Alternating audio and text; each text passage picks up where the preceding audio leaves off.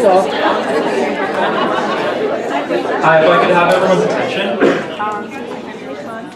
My name is Charlie Duguay. I'm the Student Body Academic Chair. A few reminders before we begin. The event is going to be recorded, and if you're with LEAD, could you please sign in after the event with Eric Walsh.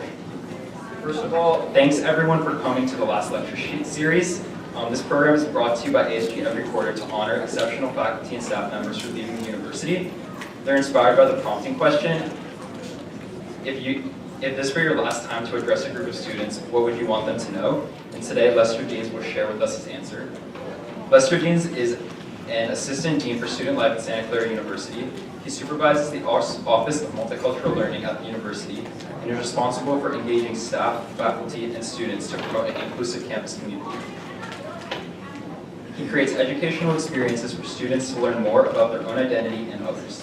Originally from St. Louis, Mr. Deans received his MA in Communication at the University of the Pacific and his BA in History at Lake Forest College. Throughout his career, Mr. Deans has held restorative justice workshops, engaged in strategic planning, and conducted research on self-leadership and success in adolescence. Mr. Deans has extensive experience in student and residential life administration, and his research interests are in first-year students, men and masculinity, students of color, and first-generation college students. Starting November 8th, Mr. Deans will be taking on a new role at the University of San Francisco. So without further ado, I present to you Lester Deans on the art of making meaningful connections.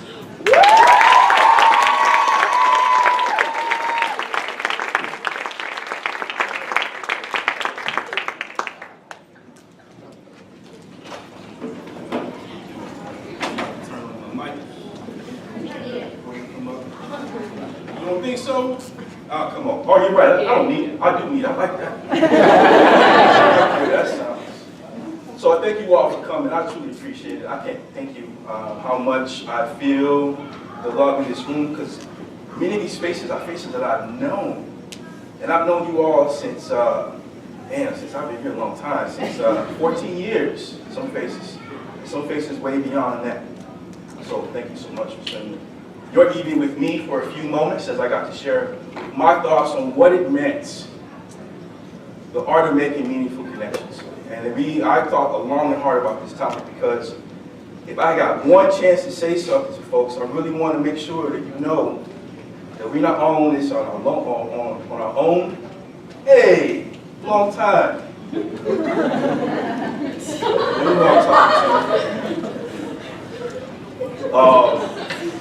My bad. Just saw somebody that I hadn't seen in a while. They just showed up. They just came out. Like, bam, there they are. See who showed up. Yeah. So, let me start with a quick story. Because I always find that's the best way to start to talk about this, is to talk about how I embarrassed myself on this very stage right here. Last year, I was given a workshop training folks to do these small group conversations that I'm a part of. And we did these small group conversations for all incoming students. And I'm giving this workshop for facilitators to get them ready. And there's about, 30 people in this room. I'm doing my thing, I'm enjoying myself. We're talking about facilitation styles. I'm showing a video clip. I go on stage and change the clip. I'll make this little move here to go like this. My pants rip. Now, I'm not talking about a little rip. I'm talking about like the whole leg rip. Everybody in the room is just silent, like, I don't know what to do with you in this situation. And so I had to think fast with my toes. What am I gonna do? So what do? I said, I'm gonna be right back. I told one of my assistant Danielle Aguilar, in fact, continue the conversation, I will be right back. I found some sweatpants in my office, and I continued as if nothing occurred, knowing that was probably one of the most embarrassing moments that ever happened in my life. But if you know me, that happens quite often. So, back to our topic.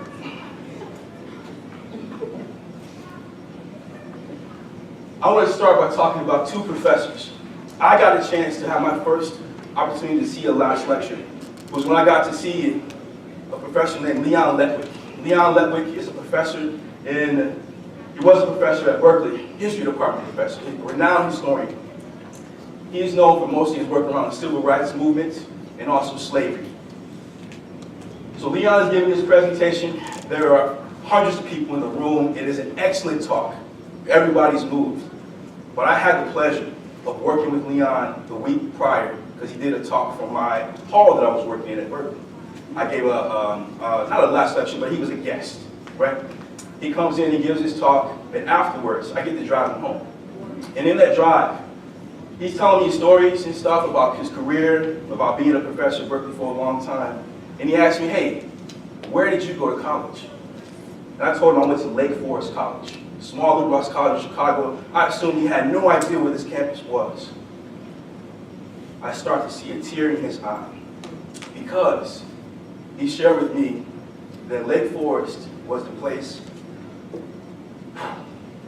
where his best friend and faculty member was.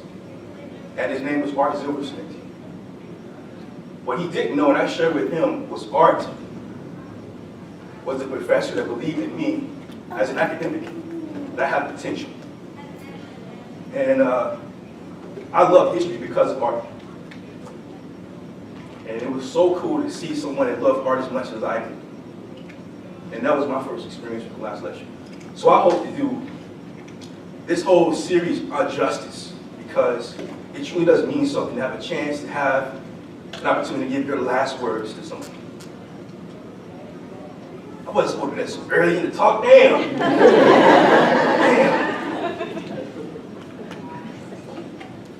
This was supposed to be the transition period. Man. All right, so next story. I had a chance to go to grad school at University of Pacific, Stockton, California. There was this time when I got to do some workshops, work at a shelter.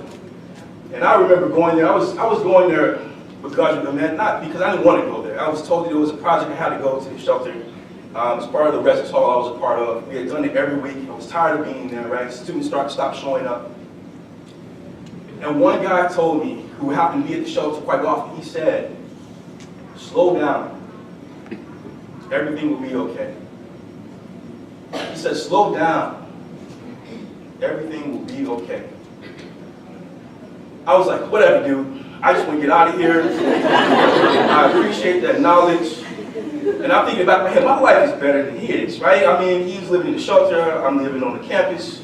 I don't know, sometimes it's the same. If you live on the right campus, sometimes you get a little crazy. I do that in Jackson. But what stood out for me about that comment as I thought about it a little bit more, is that was a brief exchange that I had with someone, with a gentleman that I've never met before, I've never met since, but there was something that happened between us. A story was shared, a connection was made, right? He gave me some information that he thought would be helpful to me. I had a chance to reflect upon it and understand that he was right. I was moving too fast. I did need to slow down. The point that I wanted to make with that particular story is, you never know what impact someone can have on you. Sometimes those conversations can be brief. Sometimes the conversation can last a long time. But it's just that brief encounter sometimes that has the most important impact on you. I mean, this was in 2000. 17 years later, I still remember the phrase that he said to me. This one encounter by one person on one day. Right? It does matter. Brief encounters matter. So the reason why I wanted to do this talk is because there was this article in the New York Times called The Real Campus Scourge. In a survey, I'll read part of it, nearly 28,000 students from 51 campuses participated in this study last year.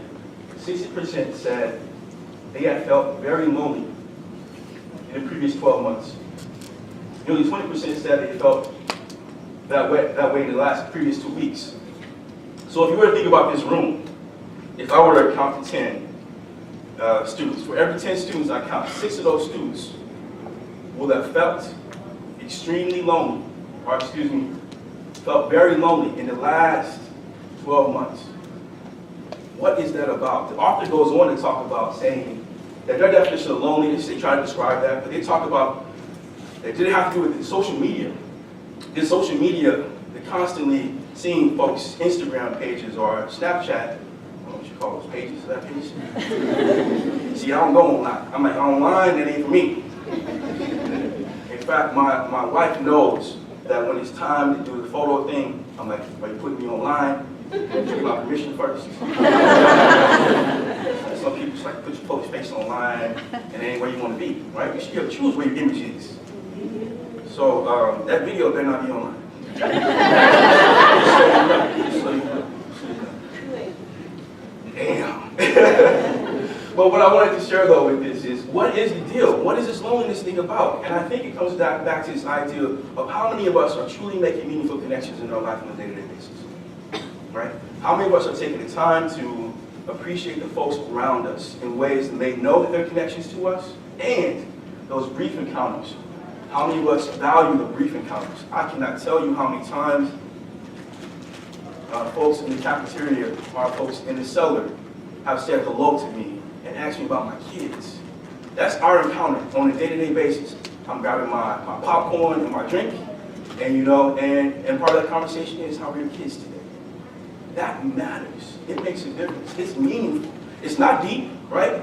But I know that there's a heart-to-heart connection with someone else in this community. And this is why I actually love this place so much. But how do we get there? How did I get there, so to speak? So I think there's some keys to this conversation. I think that there are importance to consider meaningful connections, but we also think about this concept of loneliness. I think loneliness sometimes is not a bad thing. Sometimes it's good to have a chance to be by yourself with your thoughts. And that's it. You don't have entertainment to look to. You don't have to go anywhere else. You can be with your thoughts. Sometimes that's a good thing. In addition to that, this idea of being legendary, I want to talk about what that means for me and how that's come up. Being able to laugh at yourself. As you can tell, I do that all the time. Humor is important, folks. And take chances. It's important to take chances on yourself and on others. And lastly but not least, do something that scares you every day, as much as you can. Do something that scares you. That's what pushes you out of that comfort zone that keeps us from moving forward, is to do something that scares us on a regular basis. I want to begin by showing, I think I was really legendary at birth. Okay, so this photograph is my dad in the background, and there's a turkey leg, if you can see it. And okay, first of all, yes, I do love food. Okay, so it started early in life. You gotta understand, that was what I was known for. But this story has become legendary in my family, that every time I see relatives, this is the picture and image that they think of me as that 1-year-old kid. Actually, I don't know how old I was, probably like 6 months. I was young, I didn't have teeth. I was just gnawing on the bone. Just loving that bone. And my dad, that's one of his favorite memories of me, was that image, was being able to talk about how I was like a grown person eating the bones. The funny thing is now, I hate bones. I hate bones. Food. They give me a bone, chicken wings.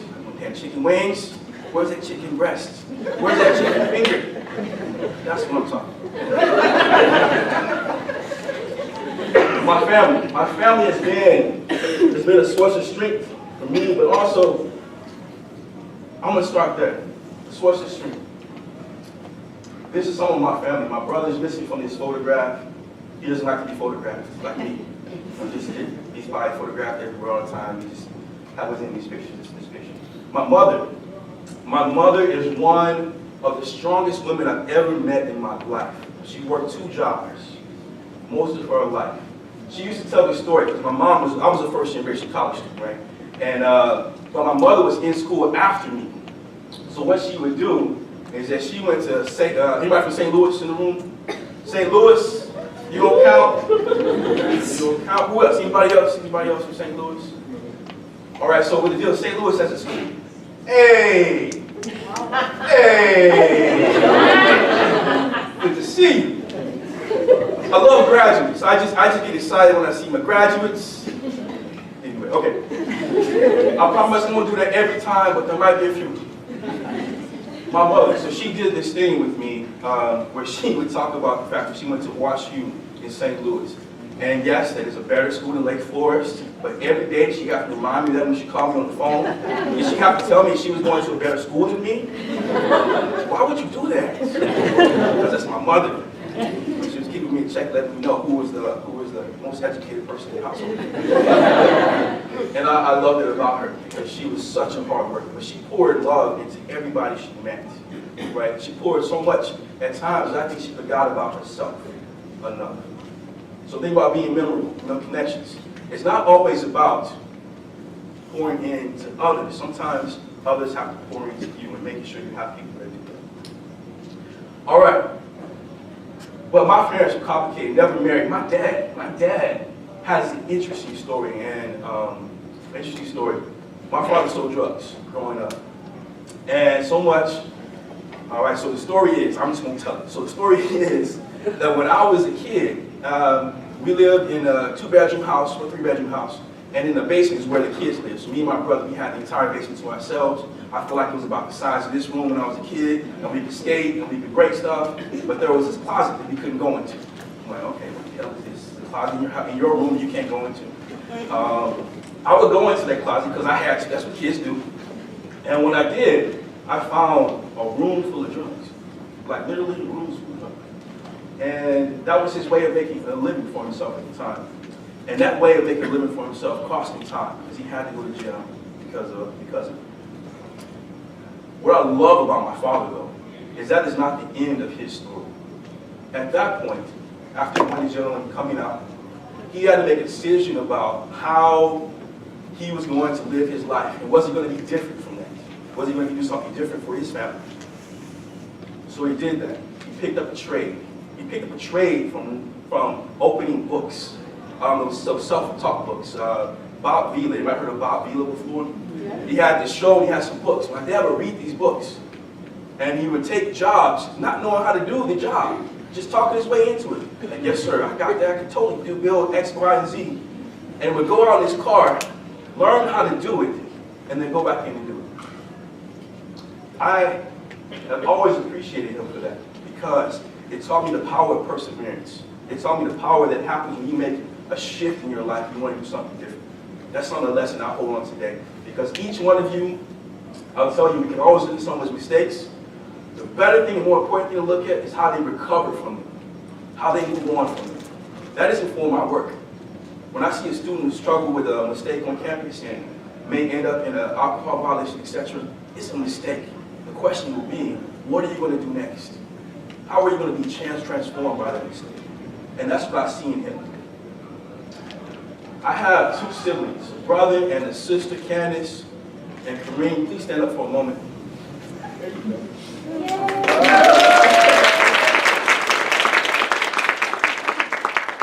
And each one of us have handled dealing with our parents differently in terms of what happened with them in their lives. But what I appreciate about both of them is that they are like me in the fact that they truly do pour into others. Both are outstanding in their careers, are just fantastic individuals. Don't do it again. Outstanding individuals. And I never get to share them with you all. I spend so much time here that I never get to tell you about my family, so it's important for me to do that today. So back to this concept of legendary, though. There were some problems along the way. So my dad was the hippest dude that I ever knew. Like, I will tell you, he doesn't look like, now this is old dad. This is like grandpa dad now. But when I was a kid, the suits that he would wear, the flyest clothes, he had the chains on, and I always wanted to be like him. I would try to put that stuff on, it just didn't look right. And there was a time when I was actually sneaking in his closet. Now my dad is 6'1", and I'm not 6'1". I'm close though, I'm close. And I would put his pants on, and I would roll them up, keep rolling.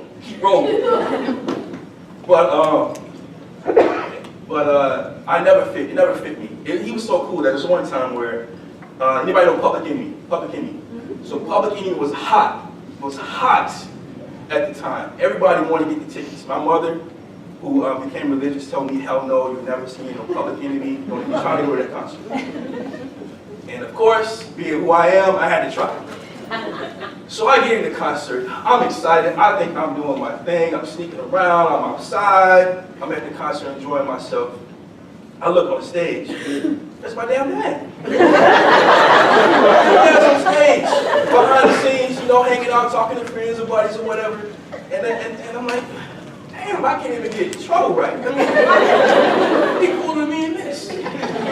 He saw me, but we never talked about it. As if he didn't know me. He would do it all the time. He would introduce himself as my brother. I'm like, no, that's not my brother. So, Public Enemy, and then Dr. Dre, Snoop Dogg. So, not only was I struggling with trying to figure out how to fit in with my family, from like, where do I fit in, but society had me messed up too, because Dr. Dre and Snoop Dogg were blowing up, right? And I put this here, this image of a car seat, because I had the opportunity to have some friends who had a booming system, right? But for whatever reason, my job was to sit in the back seat. So I was like, damn, I can't hear. And then, I don't know rap music, people. I don't know, it's really hard being in St. Louis, being in black, and not liking rap music. Because for whatever reason, people say that that's what you're supposed to do. There's the way you're supposed to dress, right? There's what you're supposed to listen to, the way you're supposed to behave. And I didn't get any of those things, so I struggled as a black man in St. Louis figuring out what my identity was. Who was I? Who was I? And that caused me a great deal of conflict. I had a few meaningful relationships, but at that time I turned to others to define me. I didn't define myself, right? I let other folks define me. So I would use drugs, I would smoke some marijuana then. That lasted for a short period of time because my mother found out and everything went crazy. Because of my brother. Now brother, I want to thank you for this, because what he did for me was very special. I came home drunk one night. He runs upstairs to my mother, told her I was drunk. Then he puts a bucket by my bed and goes away, runs away. I wake up. My mother doesn't say anything. She takes me to work. I work at McDonald's. I get to work. I call home for a ride, as I normally do. I call home and she says, I want you to walk home. I heard from your brother you was drunk. And if you do anything to him, you're more drunk. I'm like, well, damn, okay. So the walk home part, though. It took me, 5 hours to walk home. 5-hour walk. I finally got home, and she says, oh, by the way, forget about the whole junior year. You grounded. Come home by 8 o'clock. Whether after soccer practice or whatever practice I had. I'm like, damn, the whole year? I lost the whole year? She's like, yeah, good luck to you. So, now hear this. I'm in trouble. I'm not connected with my friends, really. These people, I wouldn't say I wouldn't call them friends. They were really, you were probably using me, and I was using them, right? We really didn't hang out that much. And then I was struggling with my relationship with my father. He had been incarcerated. We weren't connected. It brought on this deep sense of loneliness for me, because society thought I should be like this. Everybody was like, hey, remember I heard this Family Matters, his name Urkel, he does it. Did I do that? I can't tell you how many times I've heard that joke related to me. And it didn't get old after a while, I got over it. But the whole point of it was, I couldn't find myself anywhere, any image around me. To the point where I truly did. I can be honest with you and say, I had some dark moments where I wasn't sure living was the right thing for me, because I just didn't feel like I fit in anywhere. At the same time, because of some conversations with my mother, she reminded me of who I was. I was a caring person, I was smart, I was funny when I wanted to be, I was an ass when I wanted to be. But those things were me, and I needed to start owning up to that a little bit more. I needed to be myself, and not someone else's image of myself. So when I say the idea of being legendary, I truly am talking about being legendary to how you need to be, not someone else's interpretation of you. But being a legend in your own skin, in your own skin. That truly is important. You can't build good relationships if you're not comfortable with who you are. And I am truly thankful for my family because of all the things that I've been through with them, that I came out on the other side. So I thank you all so much. Pouring in. So I want to talk about this concept of pouring in. Who are you pouring into? And, as you mentioned, who is pouring into you? This is what a friendship should look like. People are pouring into you. That's talking about teaching, it's talking about mentorship, it's talking about love, it's talking about support. And you are doing the same for them. My best example of this happens to be my grandfather, Ernest Jordan. Ernest was my step-grandfather, but he's actually the one that I knew the most. He had been around in my life the longest. He lived right next to my grandmother. This is a picture of them together. Ernest loved Papa Jordan, as they call him. He absolutely loved trains, he loved jazz music, and he loved football. And he loved his family. So he was a family photographer. Every moment he had a camera in his hand. He poured love into his family, and we did to him as well. But who he poured love into most was my grandmother, and here's why. My grandmother said when she had her kids and her first husband divorced, that she was never going to marry again. And so she raised her children, right, without getting married. Ernest lived next door the whole time. They were friends. They probably did longer than they told people, but they were friends for many years. And it wasn't until her grandkids were here, I was around, I think I was in college when they got married. They ended up having just about 3 to 4 years together before she passed away from cancer. He waited in a lifetime to find the person that he loved. He poured into her. And that short time that they had together in terms of man and wife was the best times of their lives, I think. Because they waited for the right time, because they truly loved one another. And that's that intimate thing, right? But also about friendships, and I'll talk about this later, about how friendships pour into each other as well. Oh yeah, by the way, I did get hip though. At least in my own mind anyway.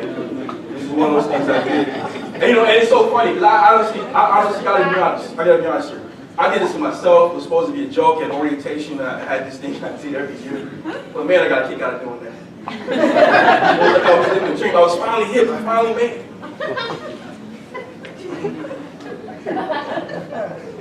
And this is Japanese, in case you didn't know, right? I don't have any tattoos, but man, I really want one real bad. The wife again, she won't let me. I'm just kidding, you know I love you. Okay. So how to be legendary? We talked about this. Depth in relationships.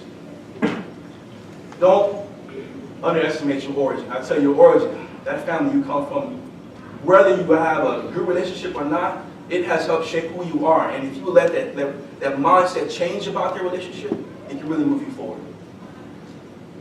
And then find out who you are and be unapologetic about it. I will never cower to someone else's impression of me again. I will never allow someone else to define who I am and what I value and what it means to be black. That's all for me to do, not society. So you gotta laugh at yourself. All right, if you can't see this, there's not a theme here, but I am wearing a dress, I am wearing a tutu, and you know this one.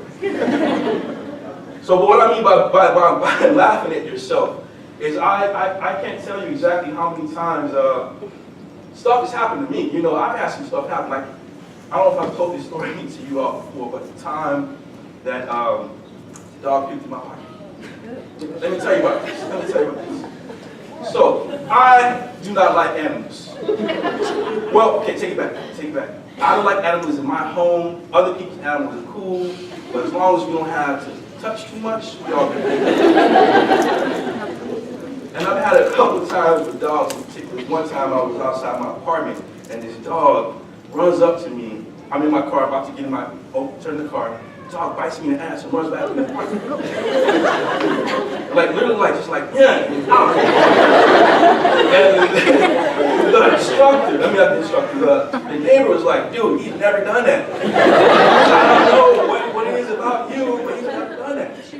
I'm like, okay, sir. All right, whatever. I got a hole in my underwear and stuff. Then another time, I'm visiting a friend. I know they have a dog.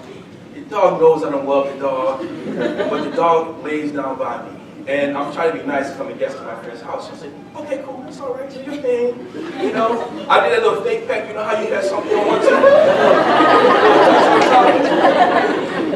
I do that. And all of a sudden, the dog makes that sound like, he's got his head nuzzled in my pocket. And then I'm like, shit kind of warm all of a sudden. Dog puked in my pocket. All places. And I don't have a change of clothes. I got a pocket full of puke. And again, my friend says, my dog's never done that before. I'm like, come on. What is this about? So you see, this is why I'm never having a dog in my house. Kids, don't try. Shit ain't happening. Not happening. No dog. But it's important to laugh at yourself. It's important to laugh at yourself. Also, it's really important to take some chances. So, anybody been to White Hen before? Nobody heard of this White Hen? All right, so White Hen is like 7-Eleven in Chicago, right? But they make sandwiches. And the sandwiches that they make are made by the staff in the back. I had this great friend named Glenn Sisk. Hey, Glenn, raise your hand, buddy. Hey, that's my buddy, Glenn. And so Glenn got me this job at the White Hen. And the job was, you know, make sandwiches, 3, 4 o'clock in the morning. I was making money for college. It was great. One night, it's like 3 in the morning. No one's ever in the store at 3 in the morning. I don't know who the hell wants a sandwich at 3 in the morning. But this person comes in and he wants a sandwich. I'm like, great, I finally get to do something here. I get to make a sandwich. Because otherwise, you're just sitting at the counter just bored as hell waiting for the time to come by. And I had class in the morning. I was trying to get some work done. He comes in and he wants a sandwich. But he says, oh, by the way, can I have your knife? I'm thinking, damn, do I? It's to myself. I'm here by myself. The camera doesn't work. Do I get this man this knife or not? I'm like, well, fuck it. Here, man, here's the knife. Because I figure out it's going to be worse if I don't give you the knife. I'm biased against you. I don't want to be biased. Here's the knife. And then he cuts off the tag and moves on with his life. And I'm thinking, okay, that worked out really well in my favor. That worked out well. I made it sandwich. Got me a lot of that. But I think about it, like, crap, I really could have been dead right now. I gave the man a knife to kill me with. So when I say take chances, that's not the chance I'm talking about. Now that I'm older, that is not the right thing to do. You go out there and get the scissors that are on the rack and open it up and give him the scissors. You don't give him the knife. The knife's like this long. You know, it's a knife. So when I talk about taking chances, I'm talking about this. So I met my wife in grad school at this place called, we didn't meet here, but I'm messing up the story. So what happened? This is what happened. So we are going to go on a group date, and she wants to go to this place called Rockefeller City in San Francisco. I, 1, have never done salsa dancing before, and 2, was not sure I really wanted to do salsa dancing. But the night before, I took a chance on learning how to do this by watching some videos and then talking with some friends, getting my moves on. So I had at least 1 or 2 moves to do, and that was one of the best decisions I ever made because we got married years later. It took like 12 years though, but we did end up getting married, right? Right? We did that thing. That's right. But you do, it's important to take chances on yourself, on relationships, on being vulnerable, right? Being the one to go first at something. And this is how it ended up for us. We have 2 wonderful children. And we ain't having no more. So we got these 2 lovely children. I am so excited and blessed every day to get to be with them. They look real happy though too, but my face is like, hell yeah, this is all it. This is it. Family complete. So taking chances. They can help you better understand yourself and what your limits are. It always allows you to grow. And what's important for me is expand your circle of influence. I took chances too on, I had some friends in the room, and I brought them here. I didn't bring them here. They came here because I wanted to talk about them and the chances that they took on me as someone to be in a relationship with, but also in their lives. So there's always a risk. My friend Derek, He is an entrepreneur, a business owner, and had to take a chance on a family business and having that be the family legacy. It can be really difficult to be the one to have to continue someone else's legacy and make that your own, find your own voice in that. And I appreciate that risk that he took. My friend Glenn, who's an outstanding writer and has a lot to offer, took a chance on moving to Omaha when he knew no one, because he knew that was the best decision for his family and for his wife. And so I am so thankful for having those folks in my life who take chances too. And having people around you who push you and also take chances, right, helps you do a little bit more than you will on your own. So think about who you're surrounding yourself. Are they pouring into you? Are you pouring into them? Are they lifting you up? Are they forcing you to be a better person than you would be on your own? In my case, I have so many people in this room that have done that, but those two are examples that have stood up the test of time. Stood the test of time. As the people who have really helped me be a better person, who saw me for who I am, and I'm thankful for having my lives. So thank you both. I wanna change things up here. Do something that scares you. Oh yeah, I'm gonna talk about what scared me first. So I have never played football in my life. The coach in my college, my sophomore year, said, "Hey, you look like you might be athletic. Why don't you try out for the football team?" I said, "Why not?" I have never put a helmet on, never put cleats on, pads, what the hell all that stuff was. The first day of practice, I had the wrong size helmet on to the point where it actually turned sideways on me. I didn't have cleats, so I was falling everywhere. So what they do in football, folks don't know, when they have practices, there's always a film of the practice. And the film is like looking for people who made mistakes. And the coach kept calling my number. 64, what the hell are you doing there? 64, why are you going left? Everyone going right. 64, what the hell? I'm like, "Coach, I want to remind you, I was on the street just hanging out. You told me to come. So can I get a little credit for being here?" And eventually, I never got any better. But this picture is great for me because this picture, these are all the defensive linemen, folks. And we won one game in 2 years. And if you can see our faces, these folks, and it was like we won the Super Bowl. It was like the best day ever. Because we won that one game. And I think I got to play in that game. I got to play. And I didn't do that good, but I got to play. That was an important moment for me. It really was. It really was. But I wanted to talk about mentorship. So I've been blessed at Santa Clara to have many people here who I consider a mentor to me. But one stands out in particular, Matt Cameron. And Matt Cameron does because this quote from Oprah talks about, as a mentor, someone who allows you to see hope inside yourself. I talk about people seeing things in you that you may not see in yourself. And you gotta find people around you that do that lifts you up even when you don't think you can do something. And the last few years, Matt has done that for me. And the whole reason why I'm leaving Santa Clara is because of his constant encouragement that there's more that you have to offer, right? There's more that you have to give, that you are ready, and that you can do this. And so I am eternally thankful for Matt and his guidance along this way. But please don't tell people that Matt made me leave, because Matt did not make me leave. No, he did not. That was not what he did. He probably told me to stay, and I didn't really listen to that part of it. But I'm really thankful. I'm ready to turn it over to questions, but I have a couple more slides that I want to share with you. This idea here is it takes courage to grow and become who you really are. And I truly believe that. It does take courage. And when we talk about this idea of meaningful connections, it takes courage because you're not sure how it's going to turn out.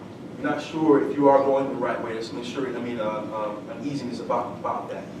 But when you do, you really do become who you are, and that's the best way to live. I had the pleasure of meeting Julian Bond. He's a civil rights activist, and I was really fortunate. I took a chance on asking him for an interview. He happened to give a presentation at a college I was at, and I said, "Hey, sir, do you have any time for me to ask you a few questions about leadership? I'm trying to become a better leader, and I really want to speak to someone of your caliber about what it means to be a leader." He said, sure, no problem. We had a conversation, and he emailed me some of the notes from that conversation. And one of the couple things that stood out for me, one in particular was this idea of my style. I asked him sort of, what's your leadership style? He says, my style, not my leadership style, is to explain as simply as I can what the problem is and what has to be done about it, and try to convince others to follow the path I described. He also talked about this idea of living your life in a way that was consistent with what you value. I've been really blessed with people in my life, but when I think about it, the times when I feel most blessed is when I'm in my authentic self, when I'm consistent with everything I do, with what I value. I'm not compromising myself in any way to fit someone else's standard. That message again, don't compromise what you value for short-term gains. Be who you are always, even when it matters the most. I also talked about friendship. So, this was like last week, just kidding. What I love about my friends is we didn't allow our relationships to just stay what they are. We allowed them to be what they are then and change over time to the point where we're having new memories with each other. Those memories include, I'm sorry for the lighting, but these are all of our kids. And we happen to spend a summer vacation together this summer. And that was an important vacation that we tried to do for many years now. But what was important for me is because these are the people, I hope they get to have the same friendships that I have. You know, truly have people who have my back, who again, lift me up. And so, yeah, I want to hear from you all. There are so many people in this room who are that group for me, who we've grown up together here at Santa Clara, who challenged me, who were former CFs, who are now rocking it, going to be principals soon, I know. Who allow me to be a part of their lives, to be a part of their children's baptisms, who have taught my children yoga, who have had me do silly shit like being a superhero for their kid's birthday. But that's what relationships are to me. They're about connection. And you can find them anywhere, right? Small, life-changing, one encounter. It can be a student in a classroom who said something. It can be a bookstore employee who always has a great smile on her face. It could be, Mackenzie, where you at? It could be a short Mackenzie who shot sometimes. Hey, I'm talking about you, girl. It could be a lot of you folks. I mean, I am just so blessed to see how many people in this room. So I thank you for your time. I thank you for being here. I want to hear some questions. What questions do you have? Thank you so much.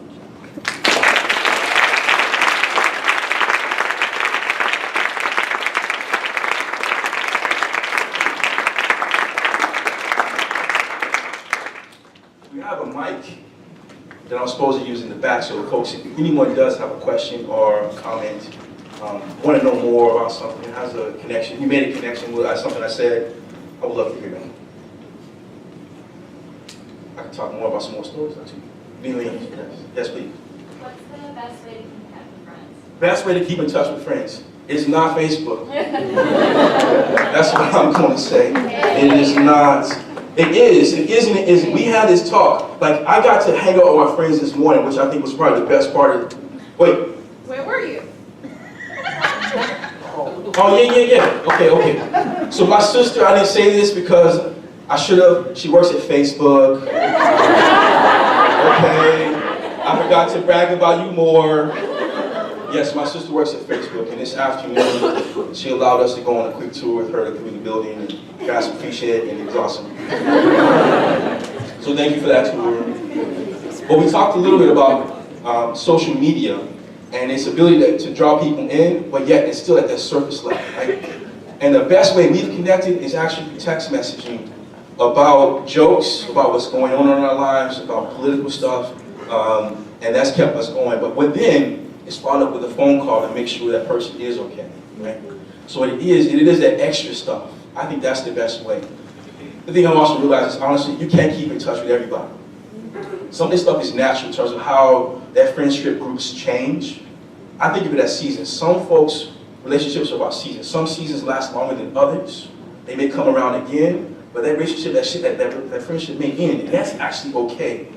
But what you want to do is make sure you're pouring into those people that you want closest to you, or are most connected to what you value and where you're headed. My friends are all also folks who are aspiring for more. So it's important, not about talking about more things, but to get all that they can out of life. You want to surround yourself with people who, again, are pouring into you and you're pouring into them, meaning that there's a synergy, if you would, about whether the path that you're walking on have to be consistent with what you value. Those folks that aren't, you might have to let those relationships end. And that is okay. That's the hardest thing, I think. I think that's hard. It's hard to decide which ones I'm going to hold on to and which ones I'm not. And sometimes it may not be your choice, right? It might be the friend's choice who's heading in a different direction. They may have to say, you know, I love you, but I'm moving on in a different direction. I don't need two mics, but it's kind of cool to have two mics. So, if someone else wants this, please. How many days did you work at White House? So, from Glenn in the back. Well, after the knife incident, I said, hell no to this job. I said no, it was probably about 5 days. But it felt like a long time. Yes, correction. 1 day. Oh, no. I promise you, because the second day you were scheduled, I had to go work. Yes, he was a hard worker than me, thank you. Everyone knows that now. However, it was definitely worth it. He actually let me use your car to go there, except the car didn't have a muffler. Did he tell you that part? So I'm driving a car with no muffler. Fumes coming in the car. I'm trying to go to work. It's not cool. But thanks for the car. Short lifespan. Yeah. Okay, Yes. so I'm kind of obviously in a much lesser scale going through like a job change. Oh, and yeah. How do you deal with like going into the unknown, basically? I think that's like one of my biggest problems, like not taking that step, like the first step into just doing something. Yeah, for me, that period doesn't last for long. The unknown is uncomfortable, but once you sit in it, again, like the man told me, if I walk slow into it, everything will be okay. It's just this comfort that comes when you go into it at first. It will be uncomfortable. You embrace that discomfort that you feel, and know that time will pass. It won't last, because it didn't last before. You got history that told you that. You've been somewhere new before, and discomfort didn't last. It's the same thing with this. It's just that confidence to know that it will be all right. Eventually. It may take longer than you want, but it'll be all right. Yes? How would you describe your secondary experience? Ooh. Long. No, I would describe it as one of a surprise, because I thought I would be here about 3 years and be out, and I was. But when I came back, I knew that this was a place that I needed to be for a while, and I really felt like I grounded myself here. I had some challenges. Santa Clara is a challenging place, particularly for a person of color, even for staff of color. There were a few staff of color, particularly in the Division of Student Life, to the point. There was a couple of years where I was the only black person in the Division of Student Life. I'm like, it's just me. It's not like that anymore, which I think is a good thing. But for me, for a while, there were some times when I struggled with being here. But I also knew that I had to be here because it made that journey a little bit easier for another student. Because when I go back to college, I talked about, I didn't talk much about this, but I struggled with how to find my place in college. And Derek and I, we had this conversation about this earlier today, about how do we figure it out? Because I didn't think I was really part of the African American Club. I didn't join the PSU at the time, because I was like, okay, I could do that, but what else am I? I am black and what? And sometimes I felt that way here, and I know students struggle with that here at Santa Clara, is how do I figure this out? And so that went on for a little while, but again, I go back to my roots and say, I am who I am, I'm going to be that goofy person, and that's when I really figured out, okay, I have a role here, and I'm needed for a variety of reasons, but because I know there are people like me who need to see someone like me, even in the classroom, in the residence hall, when they have to have the conduct meeting, I had to be there. So I'm really thankful for it. Yes. How do you impact others without emptying yourself too much? Without emptying myself too much. I have friends to go to. And I think that empty thing, that happens. And my spouse, Adrian, shout out to Adrian in the back.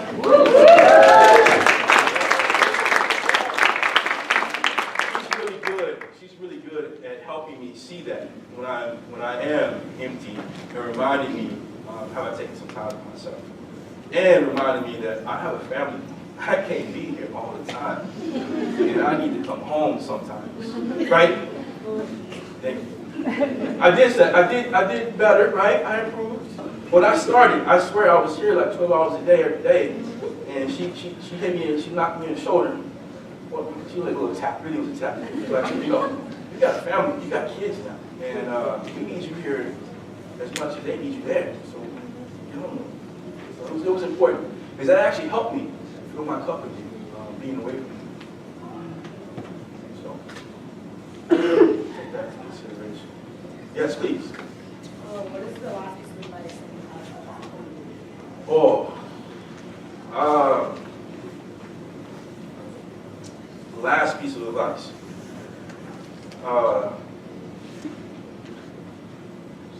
Any piece of advice? Yeah. Try to say it took too long. I'm trying to be meaningful in my response. You're supposed to wait. You're taking the pressure off. No pressure. Don't feel pressure. I believe it. I don't believe in getting sick. I don't believe in pressure. It's all a mindset. So no, for me, the last piece of advice is just take care of each other. You don't have to do it all on your own. Ask for help. That's what I would say. Please ask for help. You're here. Your friends are here. You don't have to do it on your own. In the back. So I've seen you ask this question at orientation 21 distinct times now. And the question is, state if you were hopeful for the future of Santa Clara. Are you hopeful for the future of Santa Clara as you leave? And if you are, why are you? Ooh, if I would say you're trying to get me fired, but I'm out. You know, I truly am hopeful for the future of Santa Clara. One, because there are such a committed group of people still here. And I know that there are big things ahead. I know there's some struggles that are ahead in terms of like this construction stuff and how the university will figure out STEM, right? And class sizes, etc. and diversity issues. There's a lot of issues, but I think there's still committed people. There are committed people here to help and work through that. And you all will push them as long as you keep pushing them forward. Not being satisfied with what they tell you, asking those deep questions, and pushing them more. Better off. Alumni to the room. Not other questions. Advice from me. Who has some advice from me moving forward to the spot? What advice do you have for me? Things that I should look out for. Come on now, pour into me, pour. Please, in the back. I don't know if it's as much advice, but you leaving is something for me, especially since you're here while I was a student, and I wasn't around you day to day, but I for sure felt poured into and welcomed, and you were somebody that I saw who was on campus, who gave me energy and hope. So I hope that you continue to do that in this next step in your journey. And seeing everyone here, a lot of people much younger than me, but thinking about everyone who was with me while I was around you, I know you have so many people at your back who are supporting you and wishing you well. So keep pouring into others. We feel it.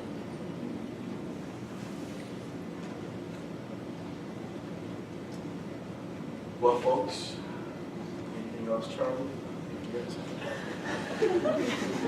Yeah, Charlie. Yeah, we have HG on behalf of HG. We have a gift for you.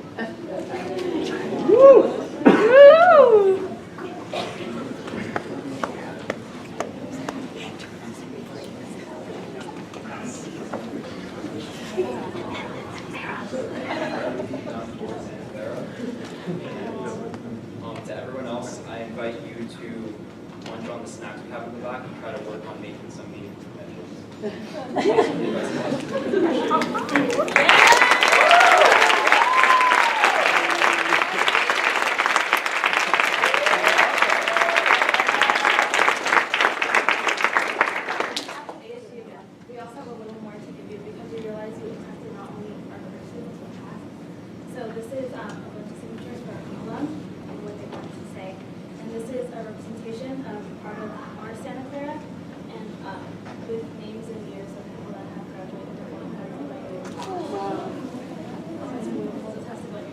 Yes.